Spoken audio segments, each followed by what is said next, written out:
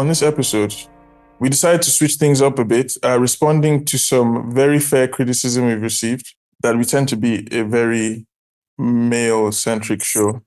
There are too many men on our show, and we often talk about men's rights issues, or male-related issues. But also to explore a very important part of history and society through the medium of a film review. Today, we're talking about the movie Funmilayo Ransome-Kuti, which was previously called The Lioness of Lisabi, to explore the film and think about the experience of watching it, as well as the ways in which Nigerian society has responded to it. We have the privilege of being joined by two very interesting guests, some of whom you might have heard of before or interacted with in various settings. So we have today someone called Commander Matrix, actually who would be very well known to some of the Nigerian scam heads from way back, because Commander Matrix has been very close to the surface of of our work at Nigerian Scam, even though sometimes just beneath the surface. So it's great to have her on the show today. And we also have Comrade Bolanle Pedro from the Take It Back movement. So let me firstly say thank you both for joining us. Looking forward to chatting with you in a moment. Thank you for having us. Brilliant. Let's start with introductions. So typically we have people present themselves with the question, may we know you?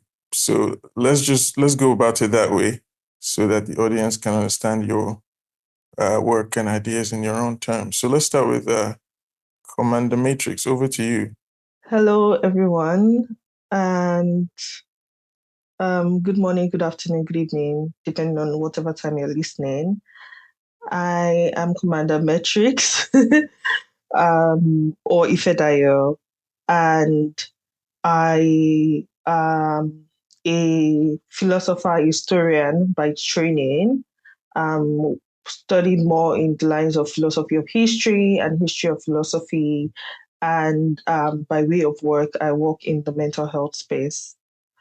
And I generally support women communities and also work in the line of showcasing brilliant things women do. Excellent. Thank you very much. Very relevant to our conversation today in many ways. Yeah, Comrade Pedro, the floor is yours. Okay, yes, thank you for having us. My name is Bolanle Pedro, as introduced, and I'm a journalist and fact checker by profession, and at the same time, I'm a member of the Take It Back movement, where I currently head the gender department of the movement. So basically, let's just say most of the times I prefer to introduce myself as a women's rights activist rather than a journalist. So please, let's take it that I'm a women's rights activist in this conversation. Thank you. Yeah, thank you very much, I must say. And I suppose women's rights is at the center of the lens today in our conversation as we review the film Funmilayo Ransome-Kuti. I think the place to start really is just with general reactions to the film. What did you feel watching it? Did you like it, broadly speaking? Did you hate it? Were you ambivalent? What made you watch the film? What did you leave the film feeling? Like inspired, enraged, exhausted? Did you sleep when you were watching it? Did you stay awake? So just general reactions and vibes. Maybe we could go in the order of the introduction. All right. I think my first reaction to the film started from even before the film was launched. I saw a digital poster of the biopic, and I honestly didn't know how to feel, but I felt some level of anger because, the title was boldly on it, Funmilayo Ransome-Kuti, and I knew this was a biopic about a woman who had done, of course, so many wonderful, great things, but there was no single woman on that digital poster. I know the producer was trying to showcase the number of, veteran actors in the movie, but I found it really awkward that I didn't see any woman on the poster. So I was wondering, was it a man that played that role in the movie or what exactly? So it was really, I felt enraged. And for the longest period, I told myself I wasn't going to watch it. But then I started seeing reactions from people who had watched the premiere and watched it at cinemas. And I'm like, okay, let me see what the movie is all about. And, it was not bad. I would say it was very well produced. I also really liked that the producer incorporated a number of Funmilayo Ransome-Kuti's family members to play roles in the movie. I found that really nice. Yeah. And generally, I'll say it was a good movie, Okay. Yeah. Right. Okay. You were entertained. Yeah, I was entertained. Okay. Okay. Right. Yeah, that's good to hear. Comrade Pedro, just your general vibes watching it or hearing about it initially and then watching it. Right. So when I saw the poster for the movie, to be honest, I was very excited because Funmilayo Ransome-Kuti was somebody I have read of before, although not in depth. But I really looked forward to when the movie was going to be released. So I must have seen a different poster from what Ifedayo saw. But what I saw actually also, in a kind of way, angered me because the poster I saw actually had the male characters, especially the Alake of Egba, was seated on a huge chair, and then Funmilayo Ransome-Kuti was somewhere behind her, and the other women were somewhere beside the Alake. So I was kind of angry that this is a biopic. You are writing this movie about this person's life, and they are not taking the front seat in your design poster. Right. So I felt like this actually really makes no sense. But maybe because I studied literature, somehow I was able to justify what they did.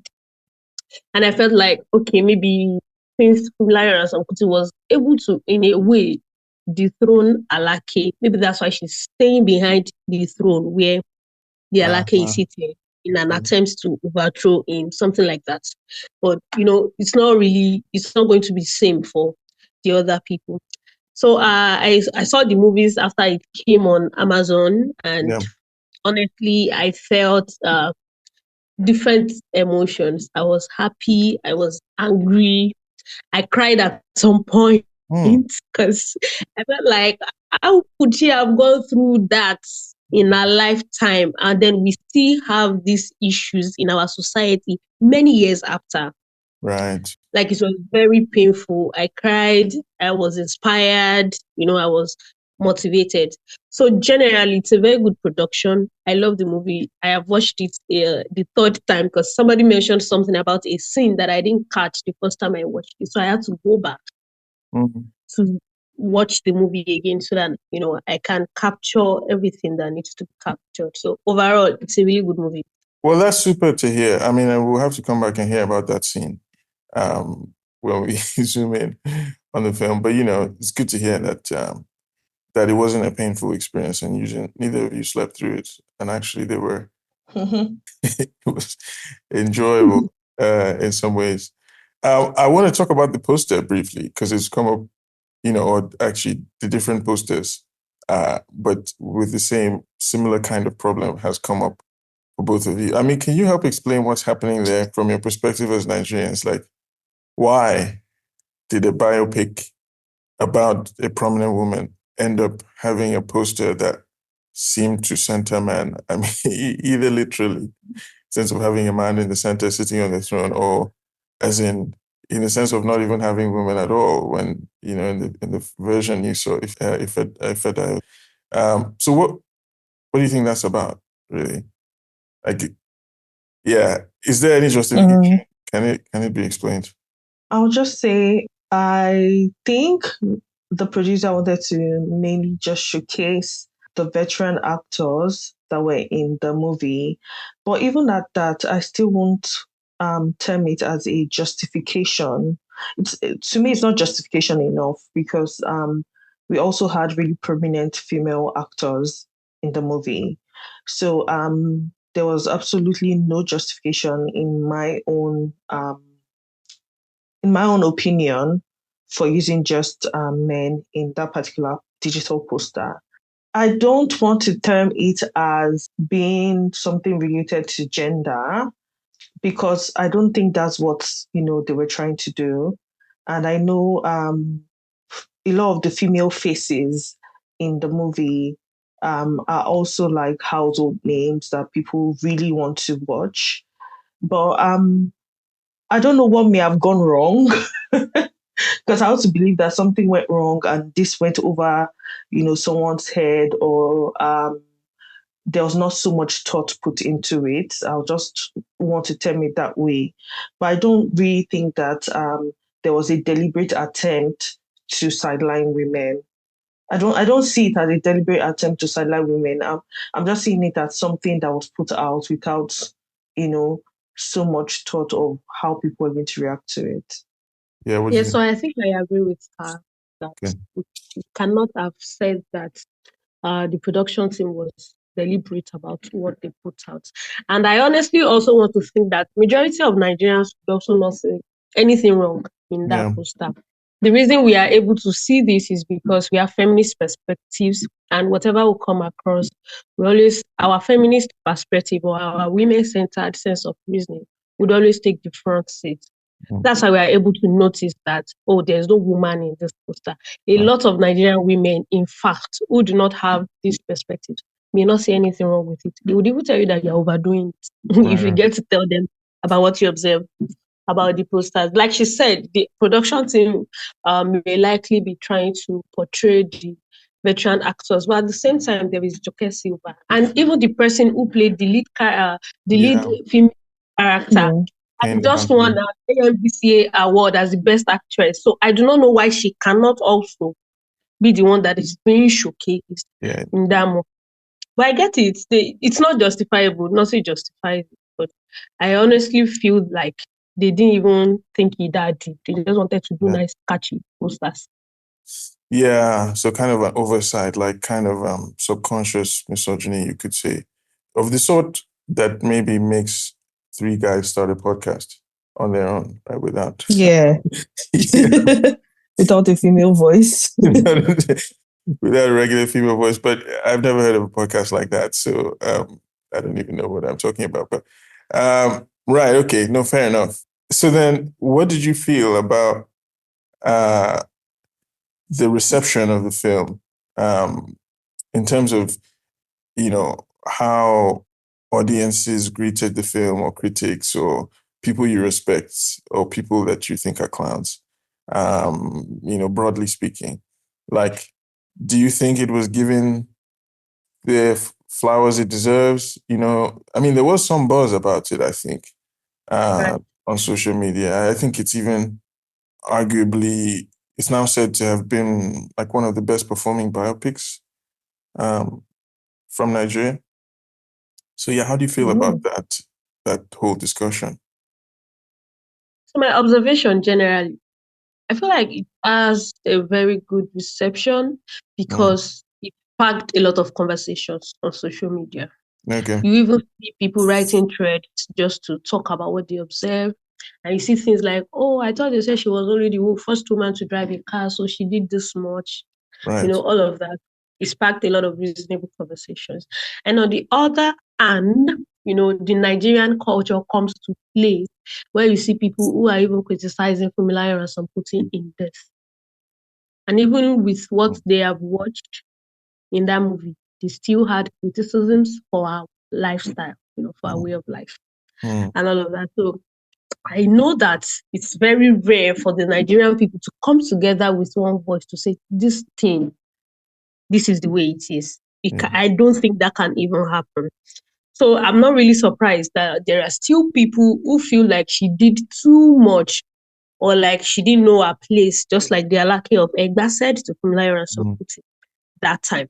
I still saw tweets, I saw posts on X where they were still saying that she did overdo, she did this, she did that. Some even said the production team added to it to make it look like she's actually a lioness. Yes, some are of the opinion that they don't think she did that much during her lifetime. Maybe Yeah. Bolanle Austen-Peters just wanted to add one or two there to meet up with the expectations that people had. But I would say that on a larger scale, the reception was very, very positive among both men and women, old and young, particularly among the young people. People who have read that she was just the first woman to drive a car, watching the other numerous things that she did. A lot of people, were angry, although angry at the Nigerian system that allows the erasure of women's activities and women's inputs in the society. And a lot more were inspired and motivated to do more, like put yourself out there. Don't wait till they write a biopic about you before we know what you are and what you did. I think I very much agree with Omolola to a large extent, because I saw a lot of such reactions, a lot of positive reactions. A lot of people were really impressed. A lot of people did not know that she did that much. And I saw a couple of reactions also saying that, maybe she did too much. But the funniest thing is that a lot of people still don't know that that's just like a small version of what she actually did in her lifetime. I remember watching an interview, a Kuti interview, and he said he was happy that his grandma's life was, being put out, and for people to learn a bit more about her, and a bit more, by extension, a bit more about his father's background and his own background. But he felt a certain kind of way, because he felt like the most important things, or the more prominent or showcase-worthy things that she did, were not included in that movie, or were not even mentioned in the movie. And this is also the reaction I had. But overall, it's interesting to see that a Nigerian producer would want to do a biopic on a woman. But I also, to some extent, maybe understand reasons why our other activities were not put out in the biopic, knowing the nature of Nigerian political elites, and also considering the social class of the producer. Well, I mean, we're getting into the hot stuff now, you could say. Yeah. So maybe one way to approach it is to talk about highlights and lowlights of the film. And I think we're making reference to some lowlights, as it were, including the things that we're missing. So I want to come back to that. But, maybe we could zoom in on some moments or aspects of the story that kind of stood out to you, either in their representation or in their absence from the script. I think one major one I found quite, should I use the word interesting, and really confusing for me was, I think it was the second scene in the movie where a reporter, or a journalist came over to interview her in the hospital after the military invasion. And I was so surprised when the journalist introduced herself, because she was from a very colonial, or let me not use the word colonial, but she was on the other side of the political divide. And so I found it really awkward. I think that was the first thing. That she was the one interviewing her. I think that was the first thing I picked up. So it kind of centered this white woman, so to speak, as the prism through which we're exploring the story. Apart from it being the prism through which we're exploring the story, I just found it not real that a Reuters journalist, as at that time, would interview someone who had been agitating so much against colonialism and neocolonialism. It didn't just, it just wasn't right for me. I would have preferred if it was even a Nigerian journalist, it would have made more sense to me. So that part was one of the parts that really struck me, like, this shouldn't have been, or this is, something that would have been very unlikely, Right, okay. So this is historically strange to have that detail. Okay. So I think for me, that's like one of the low lights. I mean, like, it was a fantastically produced movie, and for me, most of the scenes like fed into each other. We could see, like, the more you watch the movie, the more the previous scene made sense, because it was like a progression. Like, you could go along with the story and everything just tied into each other. So, but for me, that was one of the things that really stood out, I would say.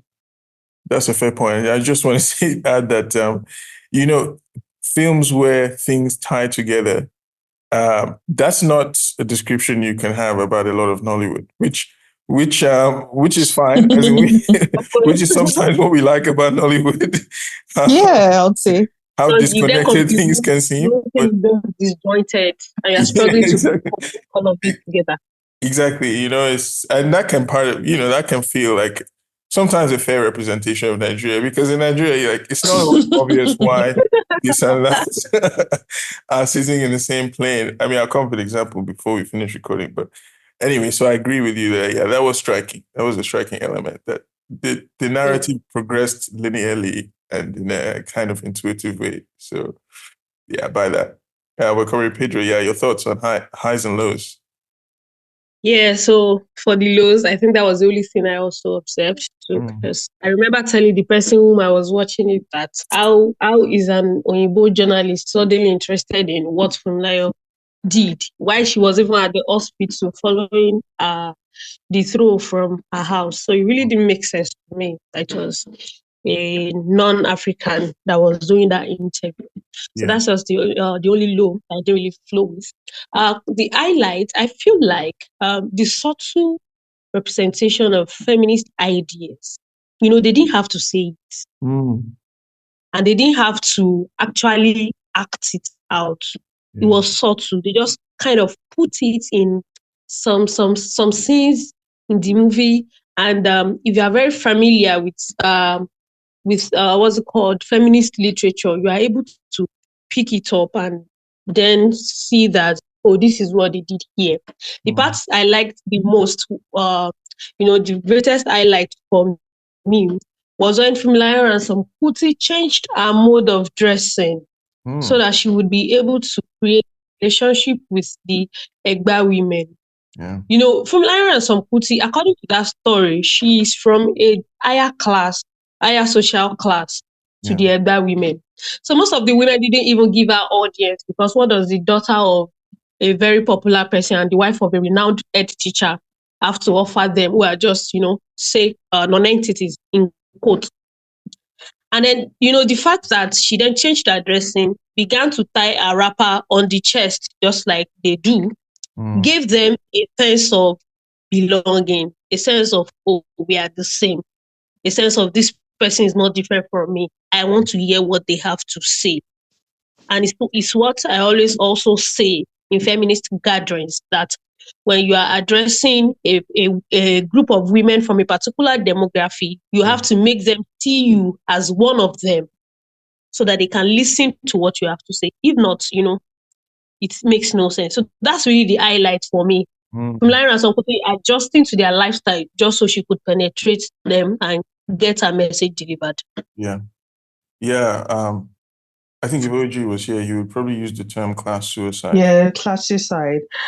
So I would say that was like a major highlight, and another highlight, or like, should I use the term head swelling moment, was when she was addressing the women, and in front of the Alake's palace, and saying words like the Alake had used his penis as a mark of authority as the husband, and that women, or they were going to reverse the order and use their vaginas to play the role of the husband. Nice. I think that Which, by the part way, is really probably going to be the brings. title of our episode, just to say sorry.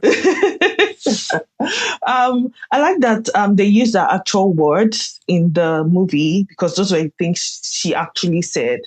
And it just brings also to light, like it just took me back to my classroom years back at Chinlag, in a class with Sophie Oluwole, Professor Oluwole.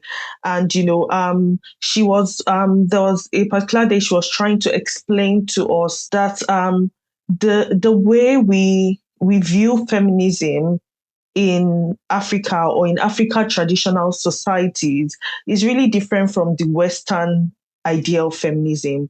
Or should I use the word gender instead? Like the way we perceive gender is very different, and we had different gender roles, but it still did not subdue women in African traditional societies, particularly the Yoruba traditional society.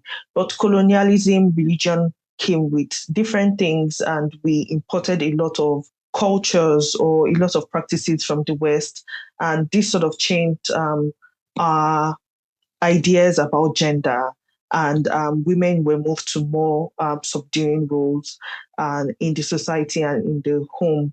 I remember a scene in the movie when she was discussing with her husband's niece or cousin, and she was complaining, or they were rather complaining, that the Alake refused to install an Iyalode and like an Iyaloja. So probably because of colonial reasons, women were sort of pushed to the backstage. A woman chief died, and instead of her to have been replaced with another woman, they just totally just scrapped that role. And it's just also just brings to light, like, when we discuss issues around feminism in Nigeria, even now, even in Nigeria today, like, some of the struggles we have as women are not the same as the struggles women in the West have. So when we blanket, or when we use the blanket word feminism, like, what do we actually mean by feminism in the Nigerian context? So it just brought a lot of reflection for me, and I would say that, like, those were like high points for me, or highlights for me, strongly relating to our work as a feminist. Yeah, no, that's a very fair point. And yeah, I mean, the kind of cultural depth of the film, I mean, is definitely worth praising, because obviously you might have guessed from my pronunciations that I'm not sufficiently steeped in Yoruba culture, but I mean, for me, like, watching from the outside, it was definitely quite alluringly portrayed, and it felt like it wasn't just glossing over culture, but that it was actually engaging with it in a meaningful and sometimes critical way. So, I think that point about juxtaposing or highlighting what is African in Funmilayo Ransome-Kuti's feminism is very intriguing. But I want to return briefly to the point about class. Because I mean, maybe this also ties to your point about the West versus a kind of African conception of women's or even gender roles. Anyway, I mean, a crucial aspect of the film that you both talked about is this question of upper class women somehow leading the struggle, but immediately trying to ground it in the lived realities of peasant or working class women. I guess the question is, maybe in the reactions to the film, did that element of the narrative really come out in the debates that you witnessed online, or in other settings, or were people able to connect with that? And I mean, I guess I raised the question because one criticism of like feminism in Nigeria at the moment is that in a way it's very lucky based, so to speak. And that in fact it looks more like the Abeokuta Women's Union than it does, the actual protest group, the Alake Women's Society, that overthrew the Egba. So is that a fair criticism? Do you think that was reflected in the way people talked about the film, or do you think there's something more interesting going on in Nigerian feminism, as reflected maybe in the conversations about the film? So granted, it may be a complicated question, but I just wonder how you would take that question of class as relates to the film and society at the moment. I think if we look deep into history, particularly not so deep, but if we look into history and we see people who have been revolutionaries, we always see that they have to do some sort of class suicide because they've been exposed to some sort of knowledge. We see from the beginning of the film that Funmilayo was really strong-willed, but just being strong-willed or headstrong is always not enough. You will always need to have that sort of awakening or knowledge to be empowered to come out or come forward with your ideas, or to even have those ideas to start with. Yeah. So I think that part went over the heads of all the reactions I've seen on social media of the movie, and that's because maybe people didn't see it as a thing, or they didn't see it as something to note in the movie. But I also understand that a lot of Nigerians are in the dark when it comes to concepts such as revolutions, organization, awakening, class suicide, and things like that. So it's normal that because they don't have any foreknowledge or they don't have any ideas about it, that would have gone over their heads. And relating it to what we have in present day, I would say I've not really seen any major. I'm really sorry, Omolola. I know that you may have an idea of a lot of organizations that work for women's emancipation in Nigeria, but I've not seen any major one that's done a really good job at organizing. I'm sorry. No, it's fine. But I've not seen what I'm saying essentially is I've not seen any surge. I've not seen any, general or large awakening of women or women emancipation ideas in Nigeria. So when people talk about feminism a lot, particularly on social media, what we're saying is, who is cooking rice this night? Who is supposed to sweep the house? And then that's why people say it more in terms of the Lekki living, or living in Lekki, right, or living in Lekki terms, which suggests that these are women that have economic power. Yeah. And that's why they can make these decisions. Okay, I'm not going to cook, I'm not going to clean in my house. If my husband is not going to do it, we'll probably employ people to do that. Probably and that's where that comes in. Yeah, probably employ a woman, or in a lot of cases to men. Sure. To do that. So I think it's more because of the way we see feminism, and that's why that Lekkinism has come up. Yeah. Okay, so I'll say that to an extent, I want to agree with you that we do not yet have organizations who are actually doing so much for women emancipation. But I want to take an exception to that using the organization I belong to as a case study. The reason I joined the Take It Back movement as far back as 2018 was because of the women-focused ideas that I read about them, and the people who I knew at that time who were members of that movement, people like Comrade Juwon Sonyaolu, Kunle Ajali, Wise Man, These are all people who have come and talked on the show. So there are people whom I have related with very well over the years, and I know where they stand when it comes to women issues.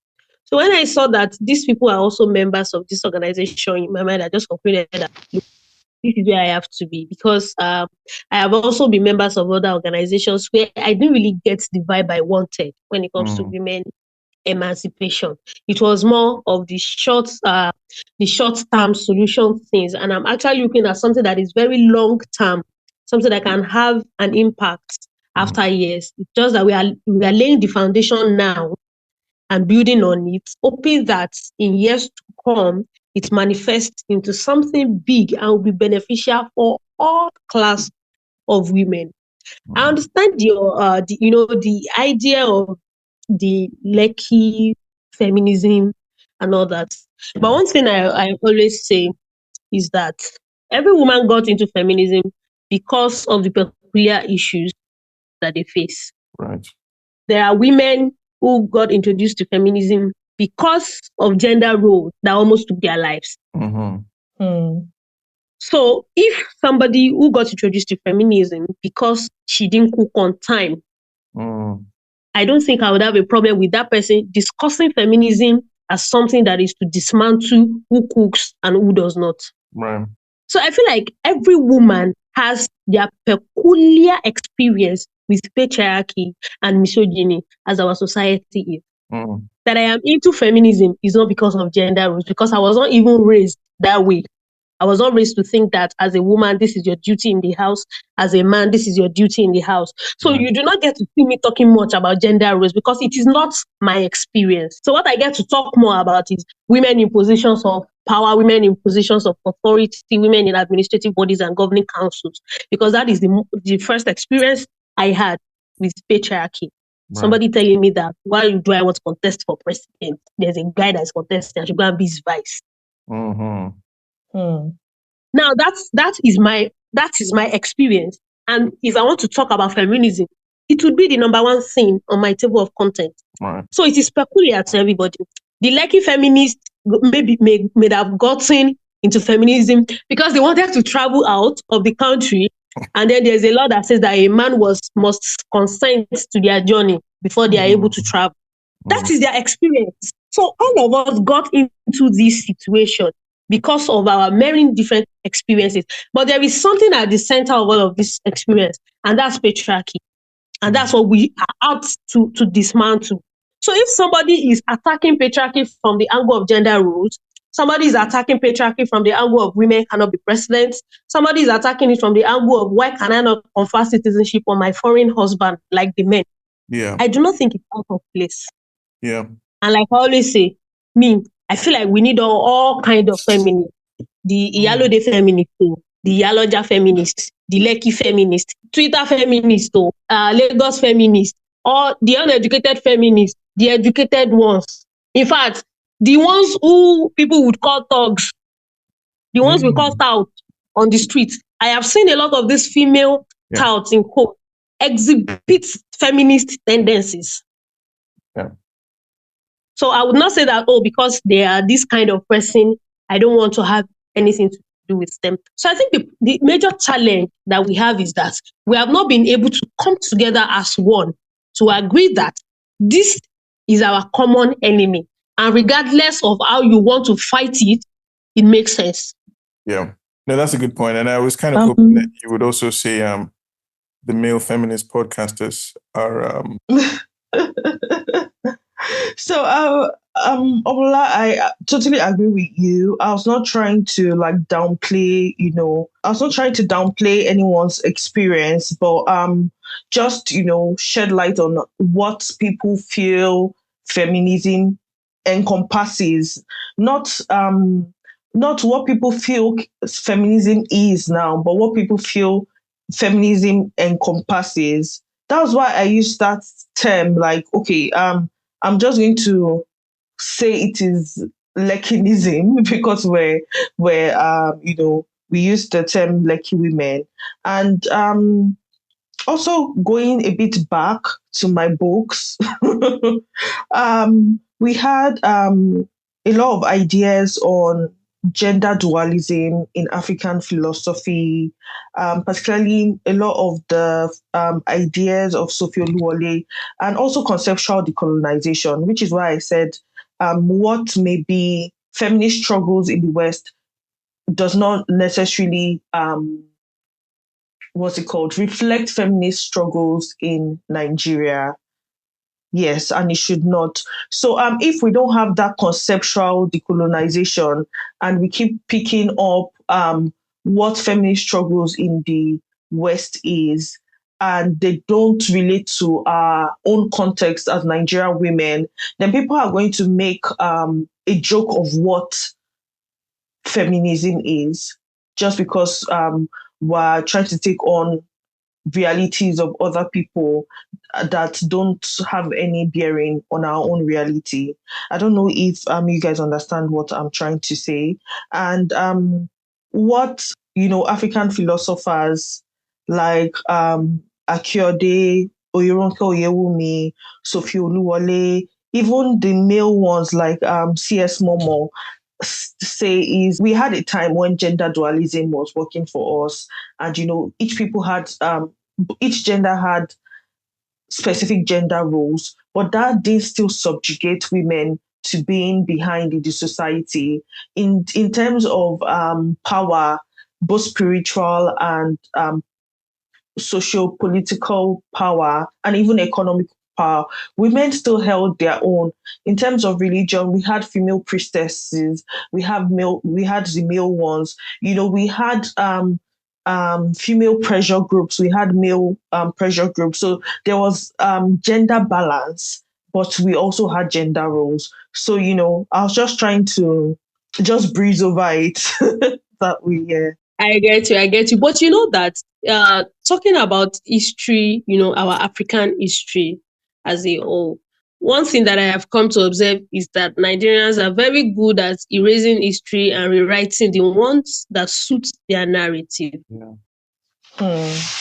If you say this thing outside there, a lot of people will not even agree with you that there was a time that women and men used to have the same, despite the gender roles, that there was still a gender balance.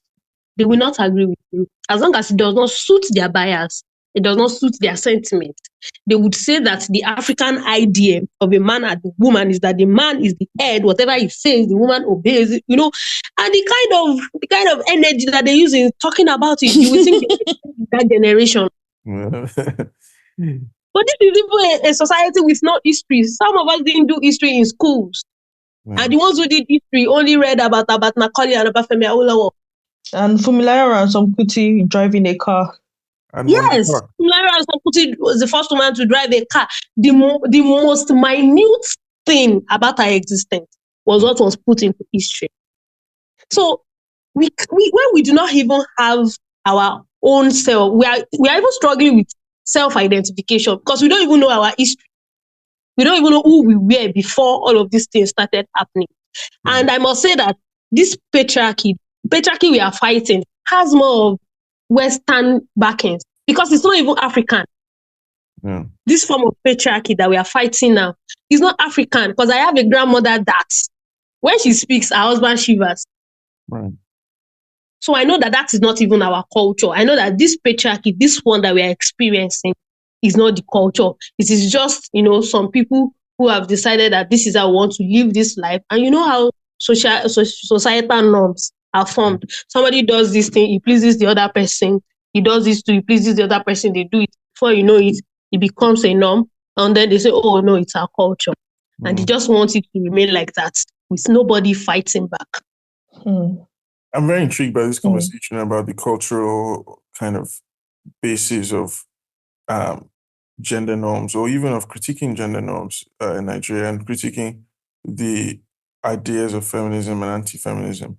But I kind of think there's, an additional point or a point that we didn't finish making perhaps about this class question. And maybe, one can raise it in response to what Comrade Pedro was saying about, your argument, her argument that we need all sorts of feminism, like where I jokingly said, including the male podcasting feminism. But I mean, on a more serious note, couldn't one argue that the kind of Lekki version can in some ways, in some moments, get in the way of the more society-wide version. So to put it in other terms, or to use the terms of the film, right? I mean, Yeah. if Funmilayo Ransome-Kuti had remained at the level of the Abeokuta Abeokuta. Ladies Club, Yeah. Could you argue that, in fact, the Abeokuta Women's Union, which became a much more impactful and powerful organization, might not have arisen, and that it shows perhaps that there is a tension between a certain kind of, gender-focused, upper class women's society and, something more widespread, something more kind of cross-class, something more rooted in the realities and experiences of sort of working women. Or am I making sort of overstating that point? No, I don't think you're overstating it, but anything that happens within Nigeria as either a political or a geographical location will still take on the character of Nigeria itself. Right. We can't take away the fact that there's a huge class divide and that gap is widening as the day goes by.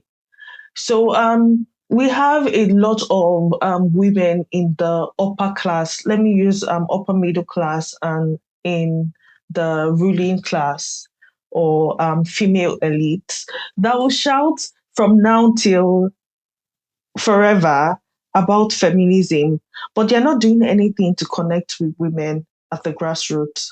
They don't have that capacity of class suicide.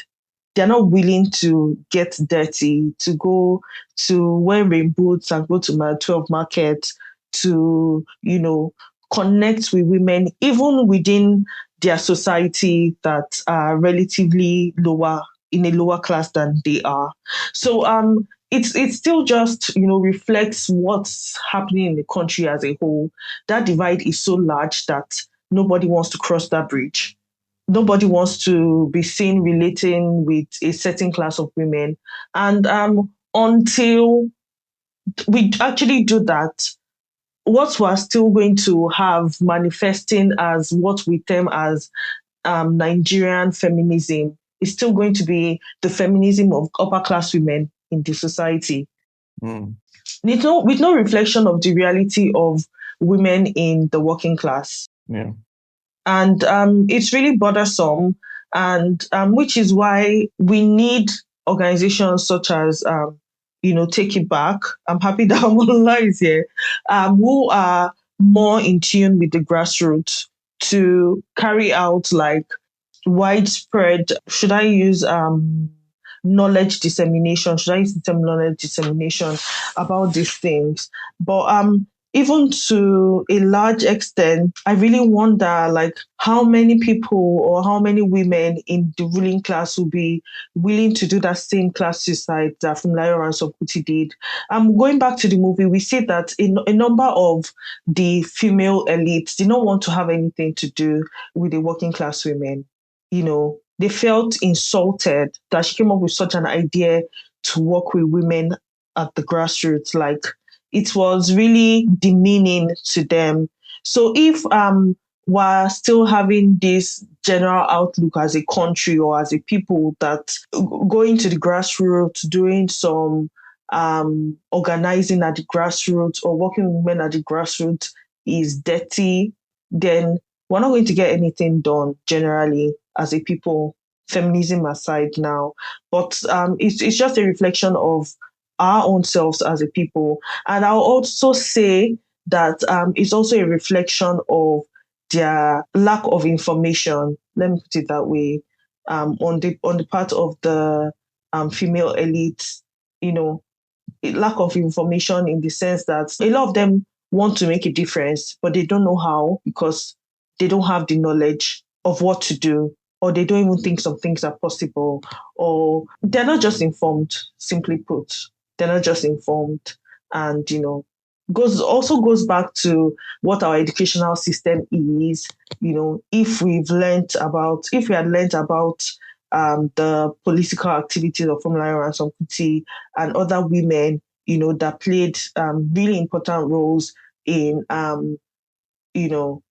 Nigeria's independence and, anti-colonial activities in Nigeria.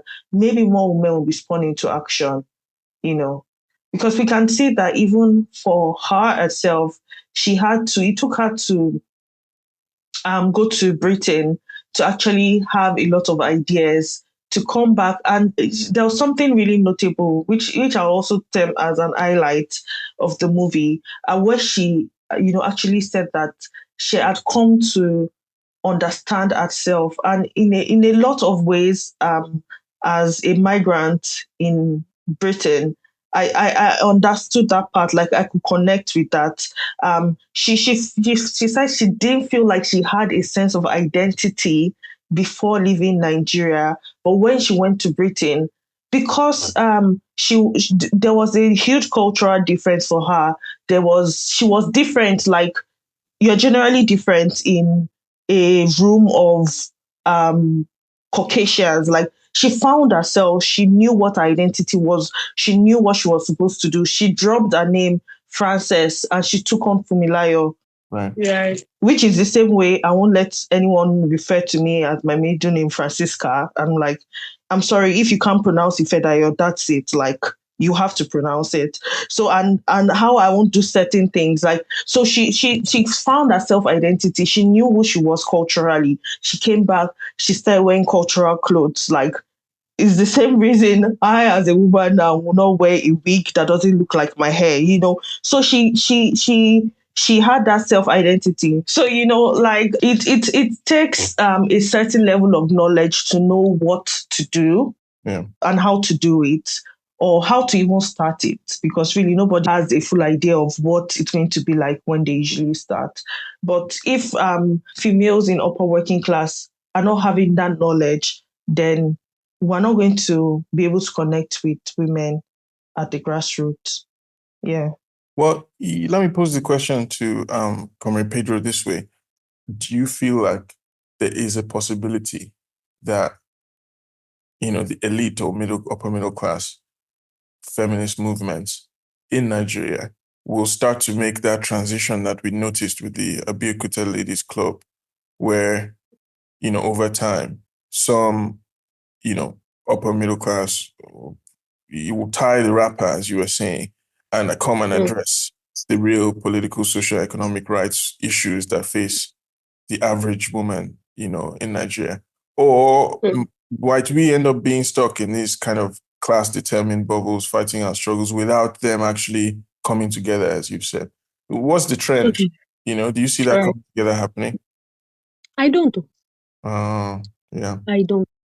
And honestly, it's the Nigeria of now is the elitism in the Nigeria of now is totally different from the elitism of the Nigeria of when Funmilayo Ransome-Kuti existed. Right. I don't even know any elite feminist. I don't know any feminist that actually belongs to the ruling class or the elite people of the society. Maybe I would say the wife of what's it called? Ekiti State Governor, past Ekiti State Governor wife. Erelu. Fayemi. Yeah. Fayemi. Yes. And even at that, all the women-focused, feminist-focused programs that I have seen her execute, I don't even see the feminists in my own class attending any of them. Right. Not to talk of the feminists from the people at the grassroots level. Right. So I do not think that there would be a time, maybe I'm being pessimistic, but with the reality on ground, I do not think that there will be a time where these people will come down to our level to fight the fight with us. Because there is a system that allows patriarchy to thrive. And the women in this system benefit from the system. The elite women in Nigeria benefit from the system of impunity that allows people who even commit crimes against women to go scot-free. They also benefit from it in another way. So I don't even think they would, it's not their reality. So I don't think there will be a time when they would come together to decide to come to our level and say, oh, they want to do this. Even women, what's it called? Minister of Women Affairs do not even have feminist-oriented ideas. Yeah. So how do they want to come to our level? Yeah, right. Ministry of Women Affairs would say they are empowering women and they are buying grinding stone. Oh my God. So when are they coming to our level? When do they want to realize it? They don't see it as a big deal. They are benefiting from the capitalist system that continues to put women in harm's way. So they have no reason to say they want to join you in dismantling it. If we're able to come together on our own and fight all of them together without capitalism and the patriarchy, like I always say, patriarchy is not a fight of, oh, we are fighting men. Patriarchy is a system. So it is that system that we want to dismantle. So everybody who benefits from that system can go down with the system, either a man or a woman. I don't care who you are. As long as you are one of the people upholding that system that stands in the way of the majority of women, when we are dismantling that system, we are going down with it. Yeah. So maybe when I become rich one day, I'll be in the class of the elite feminists. You can then be the first woman to drive a car from Banana Island to Mile 12. Yeah. No, that's a fair point. Look, I mean, we've taken up quite a bit of your days already. So I suppose the final thing to ask maybe is like, yeah, how can people who listen to this show, like our listeners, as many as they are, I mean, respect to the people who do listen, but if you were to sort of put out a call to action, I know that's not an easy thing to do, but what are the things that we need to do to like strengthen the fight for women's liberation? Is there stuff you would say we should read? Is there movements we can support? I mean, Ifeda, you've already name-checked some academics and thinkers who will definitely cite in the show, but if there are others that you have in mind, that would be really helpful. Or even movies such as this one that do the same kind of work or go beyond this in highlighting the struggle and, ways to support it. What would you recommend?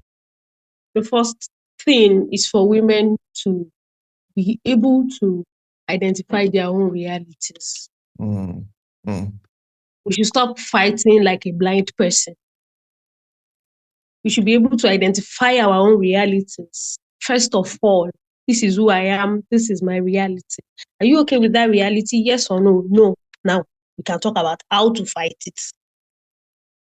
So if you do not even realize that you are in a dungeon, there's nobody you will make attempts to get out of it. Yeah. Also, I am really bad at watching movies. So I don't know any movies. No. I don't know any movies. Comment. Also, I am very, very illiterate, although I'm working on myself, but I do not read books because I always feel like a book is the reality of the writer or the writer's community. So it may have some elements of my own experience, but it cannot exactly capture who I am or what I face. No, fair enough. How about movements or organizations? I mean, you were just talking about please support the Take It Back movement, and not just by supporting, join. You can be in the Take It Back movement, and the only thing you are attending to is the gender issues there. That's totally fine. I have people in my department where we call for other political and social issues, actions. You won't see them there, but when we begin to talk about gender-based violence, they will show up. Everybody has what appeals to them. So you may not like protesting against the government, or maybe that's how you avoided the Take It Back. But if you're a pro-woman, a pro-women person, you can also join the Take It Back and work in the gender department. The Take It Back movement has a lot of activities that we do. The call that interrupted this conversation is the case, a defilement case of a 3-year-old in Akure, and is the mother of the victim that was calling me because they're supposed to go to court tomorrow. So we do a lot of things. Don't just see Take It Back as the ones who trend #revolution now all the time. Although you do that as well. So well, we do that, of course. But I'm just saying that, of course, there are a lot of other things. Indeed. There are also NGOs that you can volunteer for, work with people. And I agree with Ife that by strengthening our education. There's nothing in our education. Let's not deceive ourselves. Nothing. And honestly, I'm even thankful to her, and I'm happy for her that she did something around philosophy, history, and all of that. Me, I didn't have that privilege. It was Shakespeare I was doing all my life. Except for some feminist books that I later read, But I also agree with her that we need to work on our education system. We should not have this much gaps in our education. It makes no sense at all. So talk to women, go to their market, dress like them, sit in their stores with them, discuss with them, go to rural, suburban areas, sit with the yellow, let them bring the women together, wear the same thing they are wearing, speak their language. Well, I don't know if I can dress very compellingly like them, but I get your. No, anyway, sorry. Let me be quiet. Comrade. Commander Matrix. Sorry. All right. I think I'm just going to take Omola's advice and really join the women's arm of Take It Back movement. Thank you very much for bringing that to my notice. I'll reach out to you after this recording, and then I can get started on that. I think for women in the upper class of the society, I'll just really suggest that they read a particular book. And this book, although very simple, not so long, it changed my entire perspective on feminism and then organizing at the grassroots level. And this book is by Stephanie Udang, and it's titled Fighting Two Colonialisms, Women in Guinea-Bissau. The book was just centered on how women organized and how they cut through gender restrictions to actually fight in the anti-colonial struggle. So Stephanie Udang was a journalist, and she covered the anti-colonial struggles in Guinea-Bissau. And, it was really interesting to me how they were able to organize women at the grassroots, and then they focused on the emancipation of women because they understood that there was no revolution without the women, and they had to have women, 100% educated, 100% involved in the struggle, even in the armed struggle. I think one thing we don't do enough of is we don't do enough of reading, and really we're only restricted to what we can do based on what knowledge we have. So we need to, as much as possible, try to find the why, or try to understand the why. Like, if we have questions, what are we doing? Are we going to read up? Like, there are a lot of women that did a lot of awesome stuff, like women tearing ceilings. Are we reading their works? Are we understanding, what they did, why they did it? I think I studied a lot on 17th century women around the time of the English Civil Wars. And you see, like, there was a total change in what women did. Like, it was like they broke free. It was like, they were in chains, and all of a sudden those chains were loosed. So what are we doing actually to loosen our chains? Or what are we doing to change the narrative? What are we doing as women to help other women? How much encouragement, how much support are we giving women? I know right now it's hard, when you talk about women politicians, particularly in Nigeria, because we found out that, even in terms of politics in Nigeria, and also in terms of corruption, what a man can do, a woman can do better. Like, they've been doing a lot of better nonsense, simply put. So we also should not just make it a point to support women. I think that's where we get it wrong a lot as a people. We just want to support women because, a woman is doing this, let's support. But are we actually checking through the ideologies? What is this woman bringing forward? Is there even a man that is advocating better for women? Are there men that whose manifestos are speaking for better conditions of women, better empowerment of women, childcare, better childcare services that would, of course, mean that women are going back to work quickly and having their economic power back, and are able to move quickly in their careers and get to the top and be themselves in decision-making positions in society. Like, are we looking through these things, or we just want to support women because this person is female, so I definitely should support her? So these are the issues, we need to be informed as individuals and as a people, and we need to do the work. It's hard work of combing through things, reading things, trying to find things out. It's hard work, but we need to do the hard work.